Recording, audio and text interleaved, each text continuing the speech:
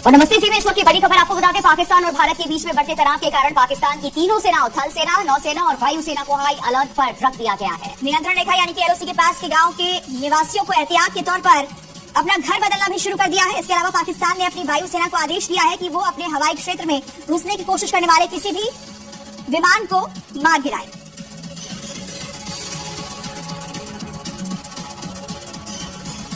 पहलगाम में हिंदुओं को टारगेट कर मारने वाले दहशतगर्दों का काउंटडाउन अब शुरू हो गया है। आतंकियों को मार गिराने के लिए सेना का सर्चिंग ऑपरेशन जारी है। आतंकियों को मार गिराने के लिए जमीन से लेकर के आसमान तक सेना के जवान काल बनकर घूम रहे हैं, क्योंकि पूरा देश पहलगाम में हिंदुओं के नरसंहार का बदला चाहता है और नरसंहार का बदला लेने के लिए जम्मू हाई अलर्ट पर है। जंगलों में आतंकियों को ढूंढ ढूंढ कर जहन्नुम पहुंचाने के लिए जमीन से लेकर आसमान तक कड़ी निगरानी है, क्योंकि इस हमले के बाद आतंकवादी घने जंगलों की तरफ भाग गए थे। आतंकवादी घने जंगल का फायदा उठाकर यहाँ से भागने में कामयाब हो सकते हैं।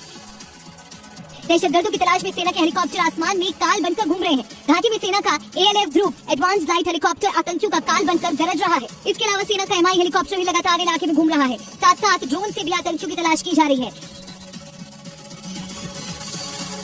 और बड़ी खबर पहलगाम से ही है, जहां इस अटैक पर यह बड़ी कार्रवाई हुई है। 1500 लोगों को हिरासत में लिया गया। आतंकी हमले को लेकर के पूछताछ जारी है इनसे। आपको बता दें कि अंडरग्राउंड वर्कर्स पर भी एक्शन हुआ है। जम्मू कश्मीर पुलिस की बड़ी कार्रवाई देखी गई है। आतंकियों के नेटवर्क की तलाश की जा रही है। आतंकी हमलों को लेकर पूछताछ जारी है। 1500 लोगों को हिरासत में लेकर उनसे सवाल जवाब किए जा रहे हैं। पहलगाम में जब आतंकी हमला हुआ उस वक्त वहां पर कई पर्यटक मौजूद थे, जिससे फायरिंग की आवाज सुन करके वहां भगदड़ मच गई और कुछ पर्यटकों ने किसी तरीके से भाग करके अपनी जान बचाई।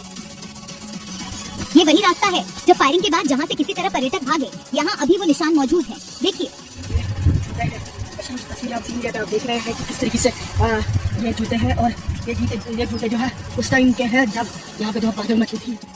आप सोच सकते हैं कि इस रास्ते से किस तरह पर्यटक निकले होंगे जब उन पर आतंकी ताबड़तोड़ गोलियां चला रहे थे, जिसमें कुछ पर्यटक की किस्मत अच्छी नहीं थी और आतंकियों ने उन्हें गोली मार दी, जबकि कुछ गंभीर रूप से घायल हो गए। लेकिन कुछ ऐसे भी थे जिन्होंने अपनी जान किसी तरह बचाई।